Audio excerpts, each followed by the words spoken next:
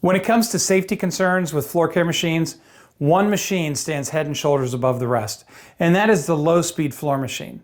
This is a machine that pretty much everyone uses for a variety of floor care applications, but it's also one of the most dangerous because it's deceptive in that it looks relatively easy to run, but it's the most difficult piece of equipment to operate. To an untrained worker, giving them one of these machines and asking them to operate it can lead to damaged walls and employees who have had an accident.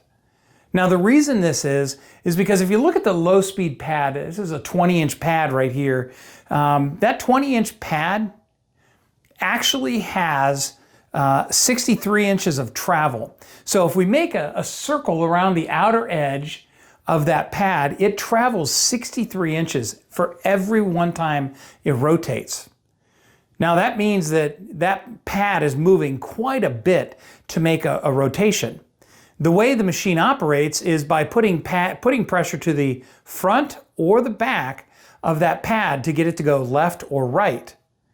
So that's why they call it a swing machine, because you raise and lower your hands and steer the machine left or right. For a worker who hasn't been trained, that can lead to damage and injuries.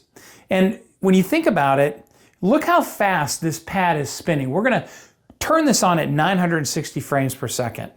And what you're going to see is that the stickers on that outer edge of that pad really move. I mean, almost blurred out, because it's not that it's spinning fast, or it's not that we're playing games with slow motion, but it's just that that outer edge of the pad is moving quite a bit, and this is in slow motion.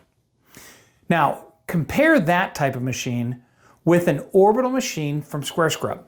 When we talk about safety, orbital machines are incredibly easy to run, they're versatile, and they can outperform any low-speed machine. But what we want you to think about is the safety aspect of it.